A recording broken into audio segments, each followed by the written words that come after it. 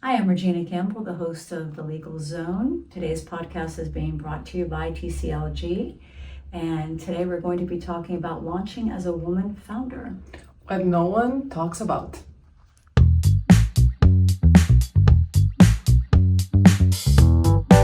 I have the pleasure of welcoming today Dr. Paola Daleman. She's absolutely wonderful. I'm going to let you hear a little bit about her. We would love to hear your story. Well, it's a long story, but I'll make it short.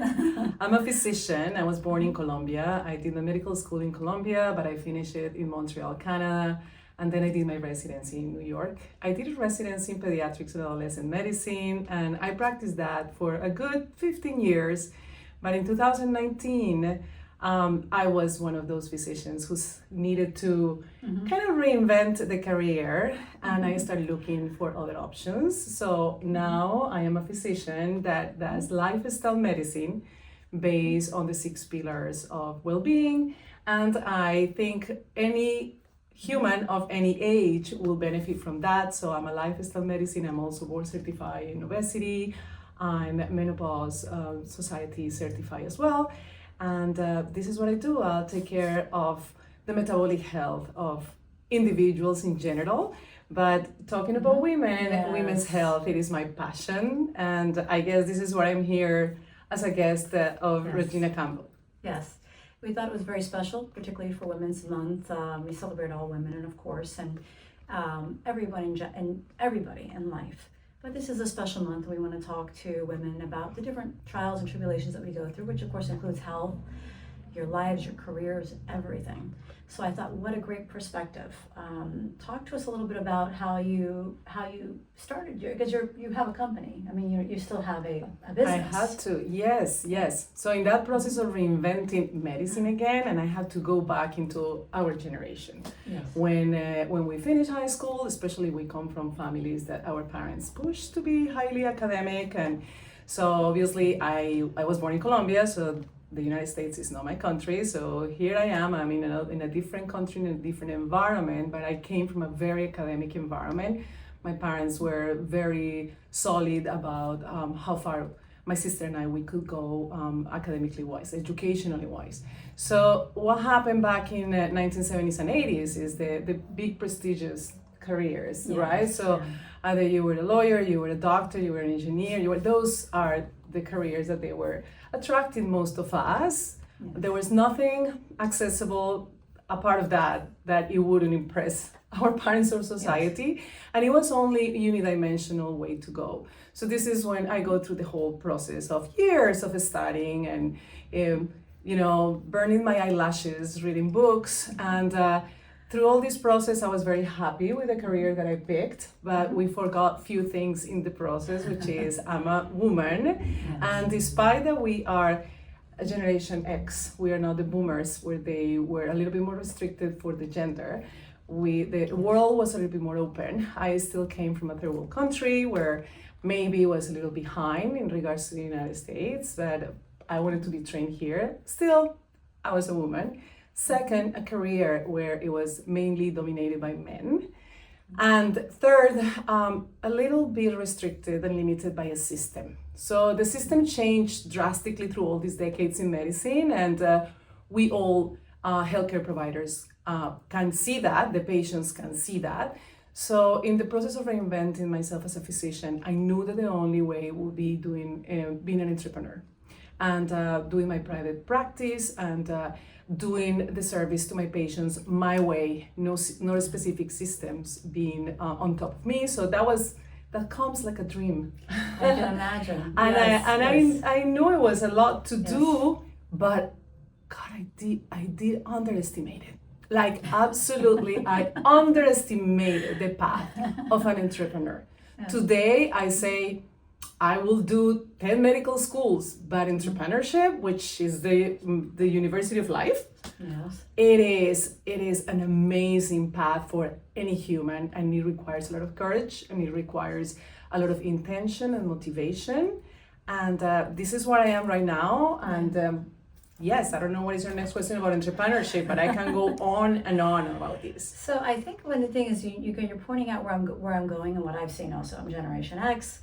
It was seem to be linear. You do this and you do this and you get to this career. That's not the way that it's been, not the way life has been. And I think with the advent of like more businesses being created, whether it is a law firm, a clothing store, perfume, makeup, anything, traditional stuff, or because the law firms, a lot of people don't actually think of them being as businesses, but they are. So is a medical practice. And it's no longer about you put your chair there and you have your stethoscope and you take blood out and you tell them, A, B, and C, and this is how it is, you know what I mean? That's it, and there's nothing there. To me, the world has moved into being more holistic. The complexities of being a woman, the complexities of medicine itself have significantly increased in the last several decades, where I find some doctors have not gone there. They have the more traditional practice. You come in, you take the blood, you follow these specific guidelines, and that's no rub to anybody else. There's good doctors always. I just mean, it seems to be more of a stoic, traditional process versus a holistic process where I think you have brought that entrepreneurial side out. You said there is more to people.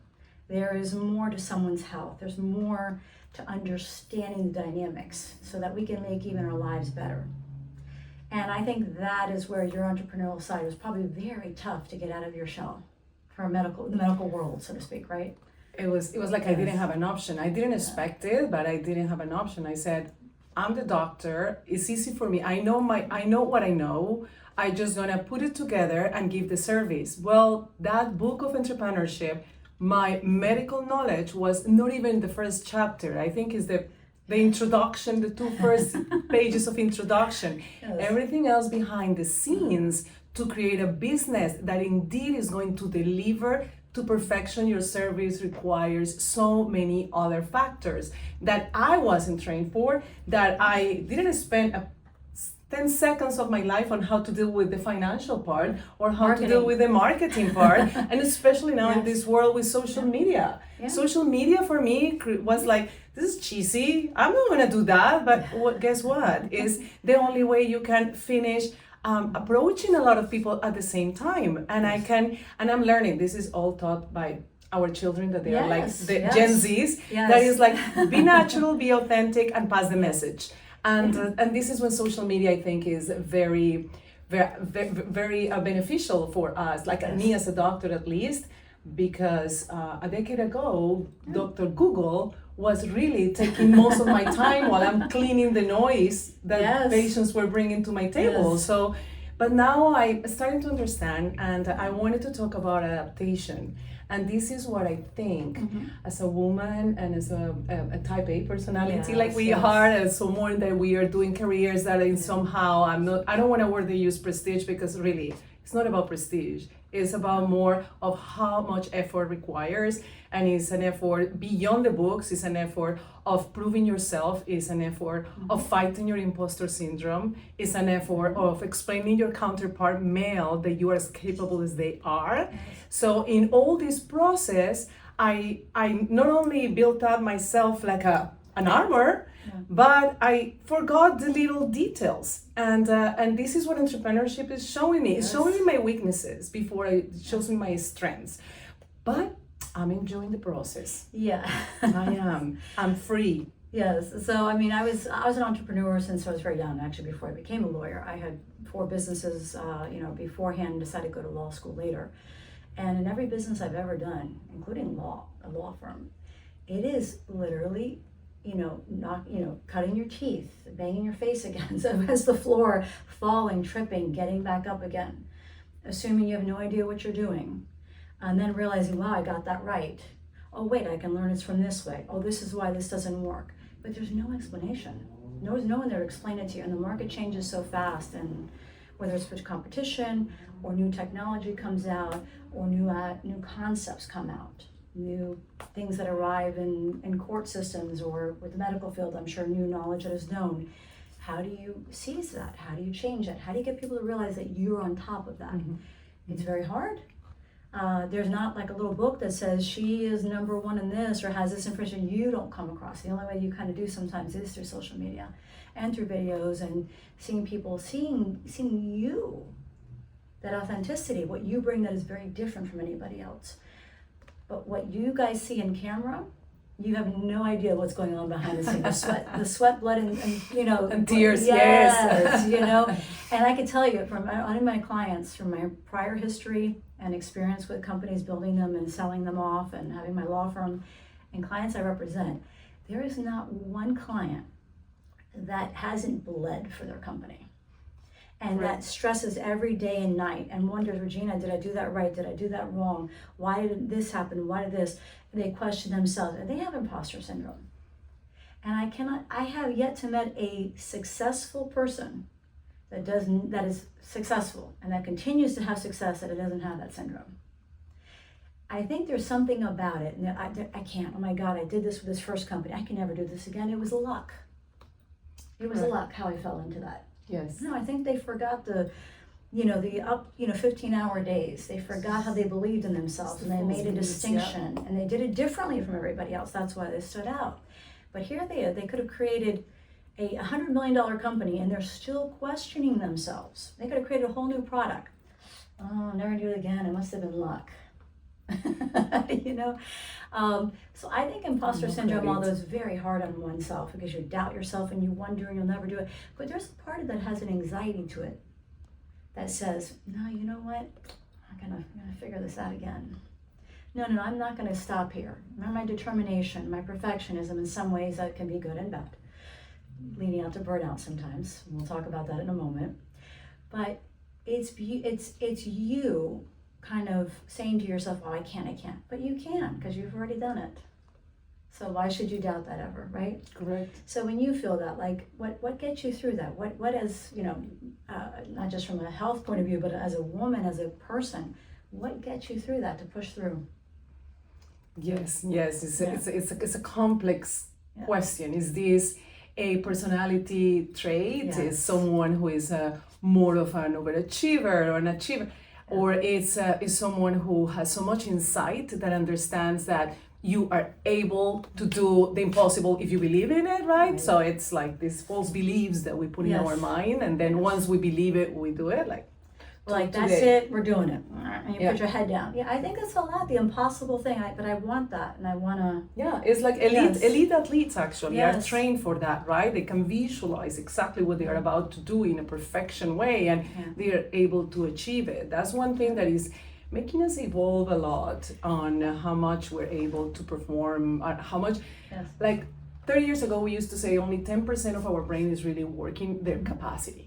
I think that today we are at least 15%, because if we compare athletes from 1980s to now, these two tennis players won't be able to have a match. Is that you put that in your mind, you believe it, but you believe it truthfully, and then you execute it. And you have determination to execute it, and the consistency, and the drive, and the belief, and that dream. And think about ice skaters right now going on in the Olympics. Yes. Like before, you did a double, axel or whatever. Like, wow, now they're doing triples and quads and things that is just unheard of. It is. At one point, someone said that was impossible, and they said, well, let's see. And they pushed those boundaries. Yes. And the psychology behind, right? Yes. There is like special psychologists for sports and psychiatrists too, and this is the idea, making you believe that the impossible becomes possible. Yeah. And this is one thing that entrepreneurship is showing you. Absolutely. And it's going to give you that doctoral program real fast in it. Because you. But it's not easy, and it's not luck, and it is sweat, blood, and tears. And every time I kind of bring my little, I've been suffering so much. And if there is entrepreneurs in that table listening to me, they will look to me and say, we all suffer. Yes. You sold all your assets to open your clinic and you don't have a penny right now? Yeah. That's entrepreneurship. Welcome to the sisterhood. And I'm like, oh, okay. Yes. And there is the other side of the coin that is the non-entrepreneurship people going, oh my God, I'm so sorry. God, how can I help? So my observations in this, I've been an entrepreneur, which I said is 3 years already. First, sweat, blood, and tears. And sacrifice. And falls, and days of non-sleeping, which I normally sleep like a baby, and then it's like non-sleeping. This is taking away my sleep, is stealing it. But a lot of meditation, a lot of self, cleaning, that I I am capable to do whatever I feel like it, as long as I have it clear and I can focus on it. And then I do the famous baby steps, right? Atomic habits, baby steps to arrive to that. But to that has to be perfectly defined. So this is how I see right now entrepreneurship. Second, not alone. Entrepreneurs feel very lonely because they are the founders. They start everything by themselves. But because we all go through this, we create commodity, we create community, and then I'm seeing other founders helping, right? And then those are already successful, the money comes from there, and then they can just fund you, and then it becomes a community. So I'm enjoying this, despite all the... One of the things with venture capitalists or anyone that wants to invest in a company, whether you know them or not, what they look at is that passion, that drive, are you a true entrepreneur underneath? Because they know that you're going to push that vision, that their money is safe with you when you have that kind of vision. They feel it is. It's always a risk when you take a chance when you're an investor. But they see the power and the passion behind you versus a lackluster, I'm going to create this, maybe, everyone's afraid of it. They want that power, that kick that an entrepreneur has, that drive. And I think that's where you go back to, you find the community. And I can't tell you how many entrepreneurs, do you know how many millions I lost before I got to this? Exactly. Do you know how many times I have fallen, gotten back up, swore I would not get back up again, and got back up 10 times stronger? And a lot of that is also listening to each other and learning from each other also. Okay, you went through that? Oh yeah, and I had something similar, and this happened, this happened to me. You know what I mean? So I think you're right about community. But that didn't exist before. You come from Colombia, you came to the United States, that's even more impressive when you do this. Yes. So I've been a traveler of the world since very early age. So I was born in Colombia, and I grew up in Colombia, and I have my Latino culture, and I love it. I'm very proud of it. Although my family was a little bit of an outcast. My father was very open mind, very European mind. So that world of the world is that paternalistic world, that male dominant world, I really didn't feel it until I was really in medical school. Not before. It's only my sister and I, so we are basically all women in the house. And so it was not after that I was in this environment. And I adapt, and I learned how to survive in that, but many things were taken as normal. And it's until now that we are starting to see things, and unfortunately a lot of scandals coming out where things are not normal. There is not the way how we're supposed. I understand that we didn't vote until 1920s. 1920s was the first time it was accepted, but we didn't vote until 1960s because that's what the world was. And but still, it is time to move forward, to see how we don't have to be and against each other as a gender, and more as part of a community as well, because it's a lot to learn from them.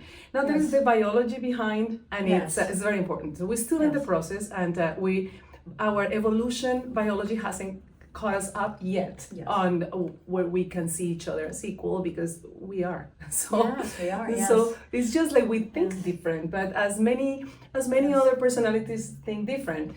But I'm a minority. I came from a third world country, arriving to this country. I have to confess, I don't have the story of, oh my God, it was so difficult to break all this. I have to say, I understand that the American dream doesn't exist, but from my perspective and the way how I see the world, it exists because it gave me the opportunity. This is the country where I bring my passion, bring my efforts, I'm ready to just fight that extra mile, and it gives back. So at least that's my story. Yes, it is not a country where you go, everything is easy, everything falls from the trees. Absolutely no. But it's a country where your effort can be given back to you. Can make a difference. Can make a difference. And you almost can quantify how much effort you put and how much you will receive in a country like this one. It is more difficult in other countries when the system is not as well established. So there's other interests that control it. Yes. Now, I was always a nerd. I always thought that I was a very good student. Did I was accepted in Harvard? No. Maybe if I was born in this country, I will be a Harvard graduated. Maybe. In retrospect, I don't need it. I really think that all the knowledge that I have, I'm comfortable enough to all my academics. I actually went my pediatrics. I did it in New York in a hospital that is associated with Cornell University. That opened a lot of doors for me. So, and everything in retrospect always. Everything in retrospect always gives you an idea why this happened to you, and I have to say it has been easy.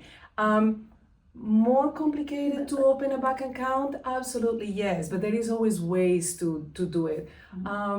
Yes, do I have been judged because I have an accent? Absolutely. Nothing bothers me more than I stand up to speak and then I can see everybody's faces, not paying attention what I'm saying, but going, what accent? She has an accent, what it is. So someone who is a teacher in public speaking told me, so just stop and say, hey everybody, if you wonder, I am from. Yes. So now you can talk about your topic and then they will concentrate on what you're saying.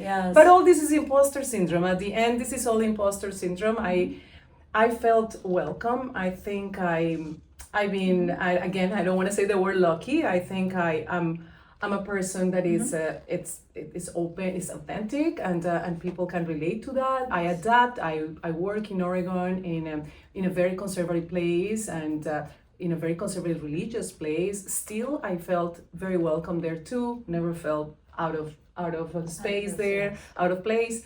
I've been living in different countries. I live in Bermuda for 10 years, a very special place where there is people from all over different countries, and then it is the Bermudians, and there is the dynamics between Bermudians, non-Bermudians, and expats is very special too.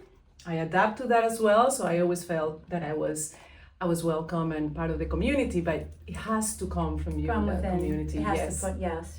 So clearly, this world is not linear, right? It is not.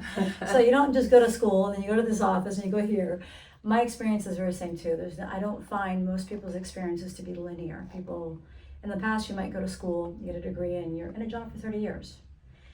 Nowadays, it's so hard. This company went out of business, or this doesn't work for you. They have no growth for you over here, and you're changing or adapting or reskilling yourself, whether it's in a job or in creating a new company. It's not linear, and I think a lot of people don't understand that. And I think particularly the younger generation, they feel like if they don't do this by this date and this by this date and not by that date, everything is destroyed or going to go horribly. Not at all. It's all part of the process. It's like each step takes you, I feel, where you need to go. And this door closes, 3 more opens. Yes. You have to have that positive mindset to realize, I feel a direction. This is where I'm supposed to go. This is where I'm supposed to be. Even if you feel like a little lost, and it's like you said, entrepreneurs, you feel lonely sometimes, and you're like, "Am I the only one in the world thinking this way?" You know what I mean? Yes. And then before you know it, another door opens, or someone talks to you about something. You go, "Okay, this is normal," and it pushes you through. But I think it's very important for people to realize, like you said, your life has not been linear, but yet it brings you here with all of your experiences collectively. Yes. Right? Yes. And in that linear that we thought when we were young, it is the extras of Mother Nature, of being a mother, and of being a wife, or being in a relationship. Being a daughter too. Yeah, so being a daughter and taking care. Yes, our friends. So and I'm just bringing this on in the recipe of entrepreneurship because we think entrepreneurship only is about your career and with the business that you're creating, but it's not. It's the whole world. Is your world.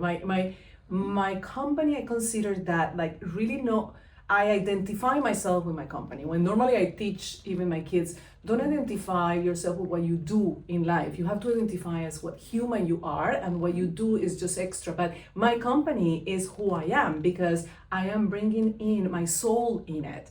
And my soul includes my well-being.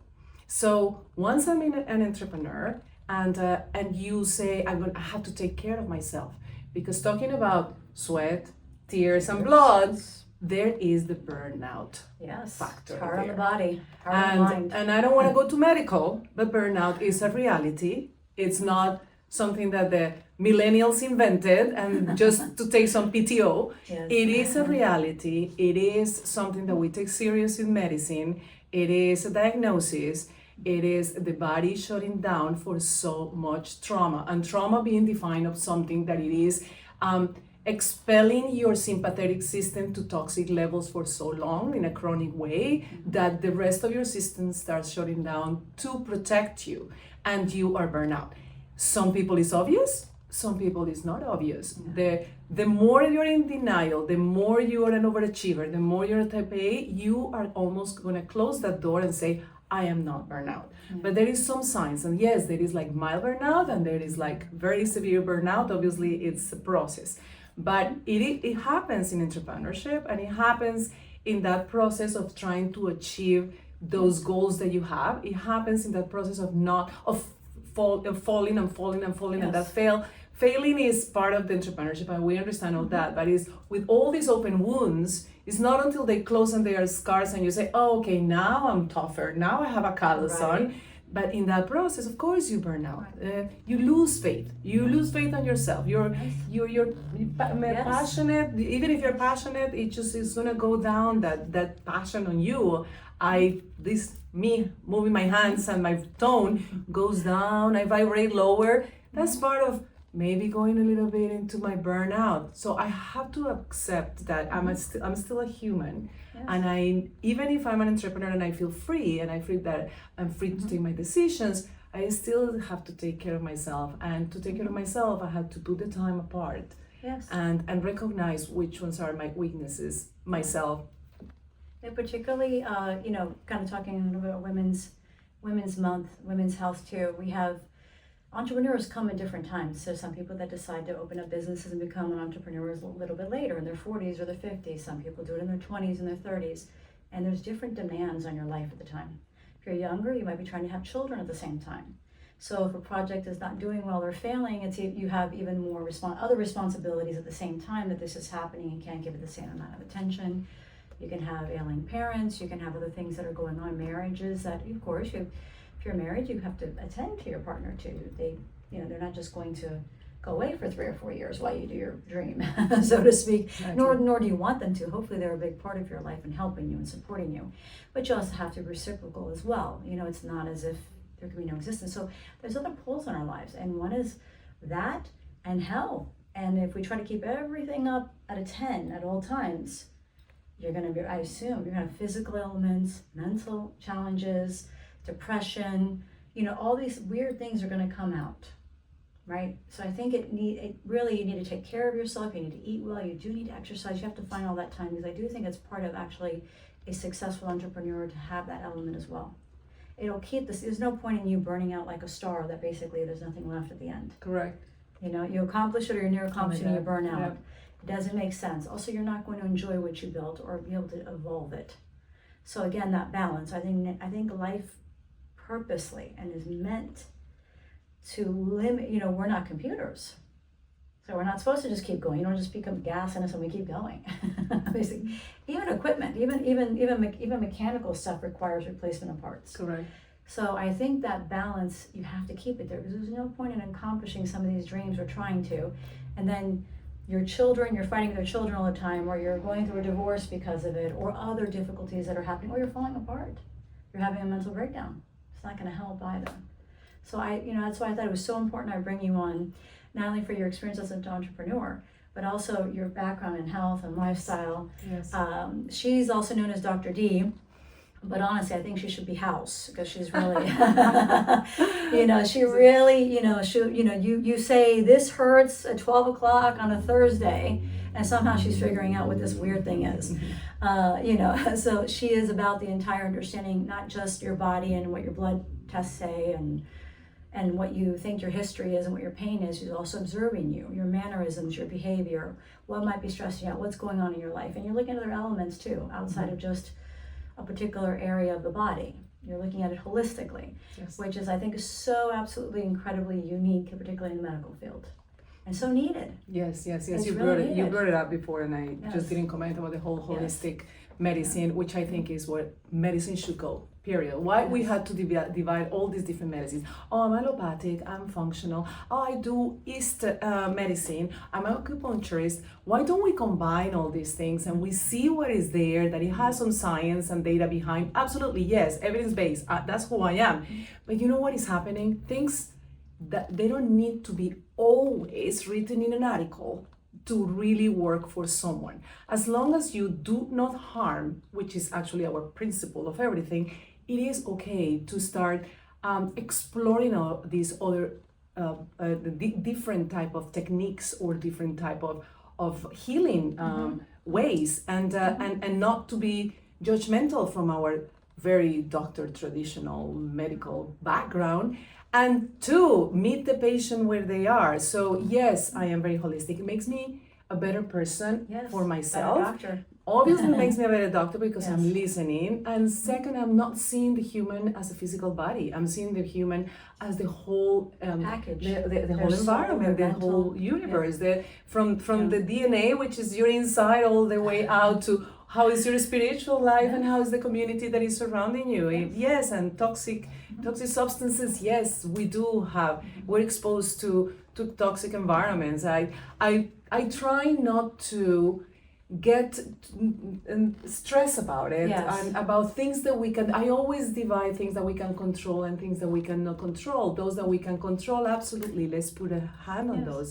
Things that we cannot control, we have to let them go and be. And learn how to work with them or deal with them. Exactly. Yes. They're Acceptance. creating anxiety out of pollution outside of my window, and then I'm just going to die of lung cancer is not going to help at all. And it is not a perfect world. It is not a perfect Mother Earth. It used to be a beautiful planet, but it's slow. It's finite.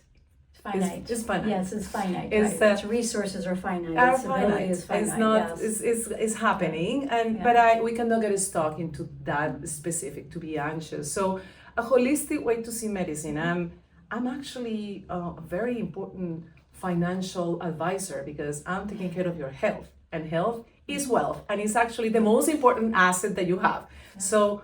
Of course, if you're giving me that well, I'm going to treat it well, and I want to make sure that you multiply it as much as possible, or whatever we cannot multiply, we can keep it and keep it well. So this is how I see medicine. I do believe in science, obviously. I consider myself an allopathic doctor, but I consider myself an allopathic doctor that questions the status quo, and really believe that many things that are not written in my books still can work. My patients actually teach me a lot. And I love that. I really try a lot of things that my patients tell me. Hey, I give a try to this supplement. It was fantastic. Look at my collagen, my new collagen brand, and I'm like, oh, I'm gonna try that. And actually works. Yes, it does. Yes, it does. You look fantastic. Yes, it does. It does. And that's how I like that. Most doctors come in and I explain them, I'm complicated. I have other hypermobility, I have other issues that go on, and I'm a complicated kind of person. And I can't tell you how many people you dismiss me. Meanwhile, when I was younger, my migraines were not fixed by the 7 different medicines they tried to put me on. They were fixed by acupuncture. How? I don't understand it, but it does work. Of course. There's things that we can't try. And I think there's things that as patients, we're doing stuff and we're noticing stuff. And sometimes doctors are not listening to us. They're kind of just, I know sometimes some of us might be just complaining and we don't know. I get it also. But they're being dismissed, I think, too easy sometimes. So like, okay, well, you gave me this medicine, but now this hurts or that hurts. That's the other guy. Go over there. And sometimes you look at interactions between potential medicines or how they affect the systems and you go, wow, but if I read, and I'm not suggesting you take this from the internet, by the way, but I'm just saying when I do a little bit of reading about stuff, you might say, well, there has been some studies that show some intersection between these things. And I'm like, why didn't does the doctor know that? Did they ignore that? Is this something? You know what I mean? Yes. So I can't possibly know. I'm not a doctor. I will never be able to figure that out. But I can see some relationships between them. And I appreciate that you listen to that. Yes. Do you know what I mean? Yes. Yes. But and by the way, you contain me, and Yes. that's nothing. That's your stress over there, but you over here. But it requires time. Yes, It requires it does. time. To Yes, listen it to a does. patient requires time, and then I have to advocate for my colleagues who are in a system where time it's been surveyed. Like they are every 10 to 15 minutes they have to see a patient. If they just fix your left shoulder, please don't tell me your right shoulder hurts too because I don't have time for that. So, I'm sure it has to be painful for them as well because it is they are not practicing. If they're practicing medicine for the right reasons, this is not the way how we always dream to practice medicine. This system is really limiting us on the way we think, the way we treat our patients. So listening, it's not an option anymore into their chart, because we want to ask questions, not open questions. We want to yes and no, because it takes shorter to answer that yes and no. But that kind of burn out people too. So I tell my patients sometimes, we doctors burn out just out of that. It is against our purpose. Everything that it goes against your purpose will burn you out eventually, even if you're trying to just to block that, it will burn you out. And that's what is happening with the system. So all the patients feel like that. Yes, so who's the one who listens? Unfortunately, as the private doctors who has to charge money, is out of the network of insurance, because the insurance are also limiting us and doing the policies on us. And then I said, I can sit down with you and have an hour with you and listen to you. And I feel better at night, because I got everything, all the information that I wanted. And I don't know everything. And I, by the way, take very serious when a patient says, brings me their own research and said, I saw this. And I sometimes, you know what, they were right. Some things can be just a little bit of a garbage internet. But the thing is, we don't know the difference. We see it. I mean, of course, don't ever Google any symptoms. That's horrible, because you come up with like 50 million of them, and then you're more freaked out. But I do understand the desire sometimes to want to do so. I get it, and I can't say I don't, but she would kill me if I did. No, I mean, like I might look at something like from that, something of like something connection, not just Google it, so to speak. But you're right, or we see a connection. Someone did this happened to somebody else, you know what I mean? And and then you say, hey, Reg, well, let me look into that. You'll say that to me. I wonder why, if that's just specific to that person, or maybe there's something else that person is doing that we don't know about. But you'll look and see if there's an advantage to something, or if there is a benefit to it. And if that's also suitable for me, I assume with all your patients you would be the same. So that's important. And that, you're right, I didn't think of that. That is also, we have a system that doesn't allow for that kind of communication. It doesn't. It's burning all of us. And there is also the side of medicine. There is a lot of egos behind that white coat. So we forget that it is about the patient at the end. It's not about us and the knowledge and who's proving us wrong. So it's a recipe that it is not working right now, but things have to change. And I'm starting to see a shift in the new doctors, the millennial doctors. They operate in a different way that boomers operate. Like we were talking about those doctors that they wouldn't accept, or their ego is too high. Do not question me. And I don't see that holistically. I'm a doctor, and the paternalistic medicine takes over. Although this is out of fashion now. Patients are good enough to say, I don't want to go and see this doctor, but that generation is slowly going away. I'm finding some like innovation in the medical field, but it's coming as a result of doctors like you that are looking to create a different system or a better system. Sometimes either maybe that particular area that they're working with, or a particular process or something.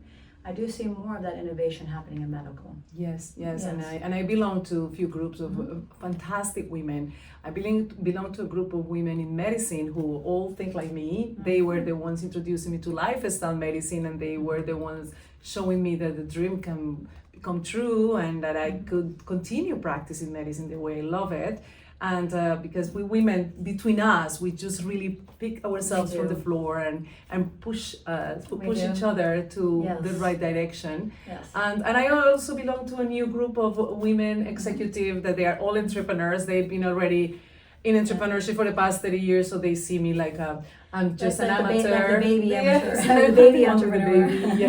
And I'm super open to any of their opinions. But there is not any condescending for you at all. For the contrary, it's like, it hurts. We know. Just like, let's continue. They're like, but keep going.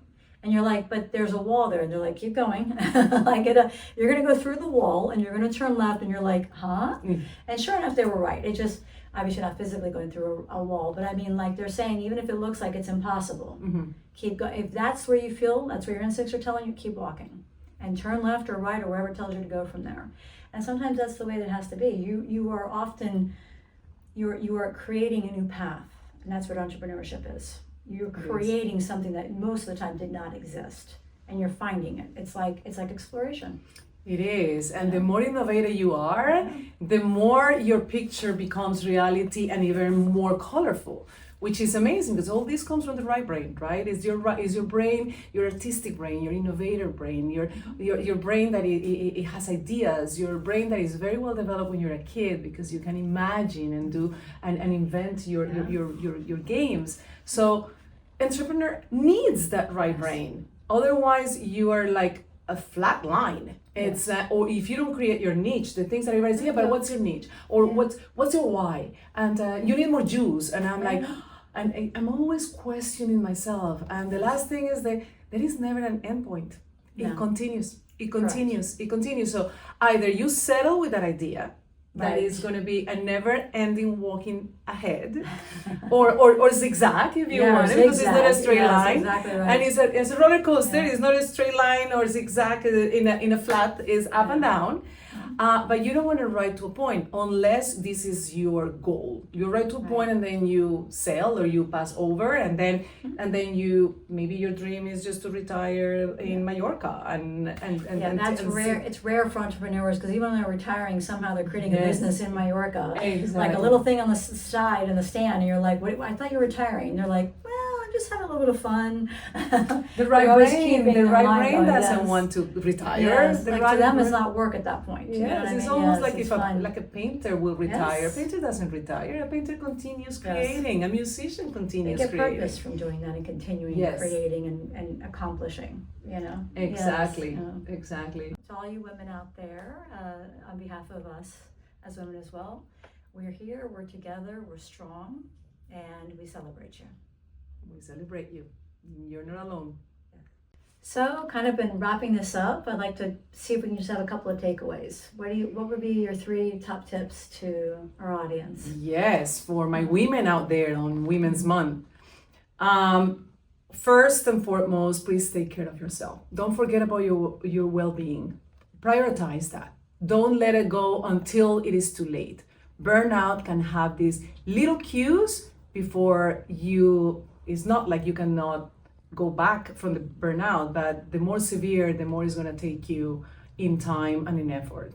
So don't take your health for granted, and don't take your good mental health for granted. That for sure. Even beyond your family, it should be you. You put the oxygen mask on you before the rest. Yes. A second good important point after all this conversation is about how to make your dreams real. They are dreams, but everything starts with a dream and then becomes an action. Go for it. Don't let gender, age, country, laws, restriction, policies, stay legal, please, obviously, but don't let anything to stop you from what you have your vision. Don't stay in that flat line and be dead alive. Dead alive. Yes. Many philosophers talk about that. You can live for 100 years, but you're dead until you die. Yeah. And the last part, I would say, believe in yourself. That imposter syndrome might make you take stupid decisions, I would say, sometimes. And it just comes from me. You can learn from it, and you don't have to commit the same mistakes. Which, for example, don't sell yourself low. Don't say yes to everything just because you're in desperation. Trust your intuition. The answers are there. If you feel uncomfortable with something, just stop, think about it. Don't act on, don't say yes, or don't allow it. Mm-hmm. That would be my 3 points takeaway for a woman, and a woman that is listening and that most probably is identifying with our situation in our life. Yes, yeah. And from like more of a legal kind of perspective, I agree with that. Be careful. What I usually find is when someone's trying to push you into a response or push you into a position, hurry up, no, this is a great deal, I'm going to take it off the table right away. Or these terms are going to be gone unless you agree to this or something. This is kind of a little bit more paperworky, so to speak. But the reality is when I see people being pushed in a bad situation, use your red flag. Mm-hmm. Especially if you're not familiar with what you're doing, they're going to try to take advantage that you are amateur. And even successful entrepreneurs, they go into a new area, new industry, they're still amateurs in that respect. or in this new product or project that they're doing. And it's easy for someone with more experience or that has just got bad intentions to take advantage of you. Whether it's to try to take more of your company than they should at the beginning, try to catch you off guard, try to steal some of your ideas, some of your innovation, your employees, your potential trademarks, anything you've created at all. You want to be very careful with someone pushing you too fast, too far, too quickly. Mm-hmm. If they don't want to sit down and put something in writing or clarify something, it's usually a red flag. Usually a problem there. And people also want to take advantage of you. So, I know it sounds kind of funny, but it's like if you do have a new idea or a new concept, you do want to use confidentiality agreements to make sure someone cannot use it.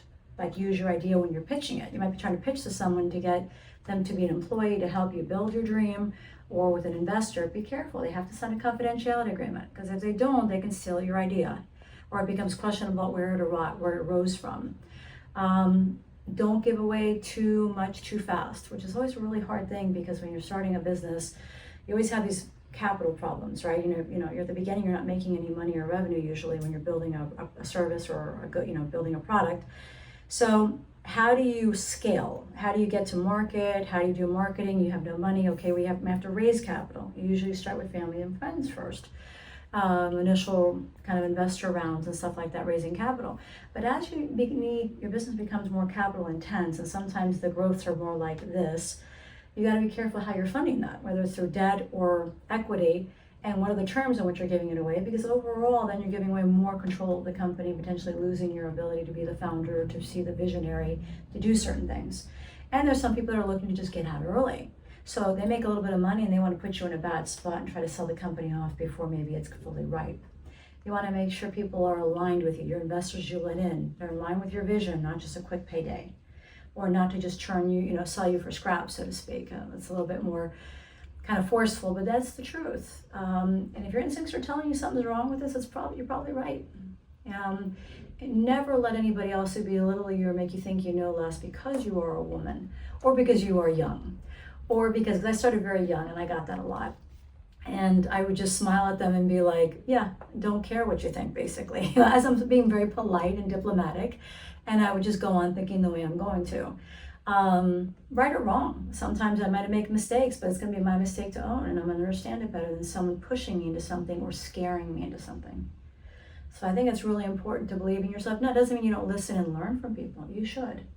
You can't listen to people's experiences and watch what other people have done and learned. Mm-hmm. But don't let anybody ever, bring you down or make you feel inferior or you don't know what you're doing. Always believe in yourself. I think it's very, very important. Yeah. Well, I love your legal advice. I took note of those little legal advice as an entrepreneur. That's super important. You see, this is a chapter in that big entrepreneurship book that you never think you're going to need, especially as a doctor. I'm like, I just need my malpractice insurance and that's it. Yeah, and it's like, it's a full chapter on the legal part. Oh yes, definitely.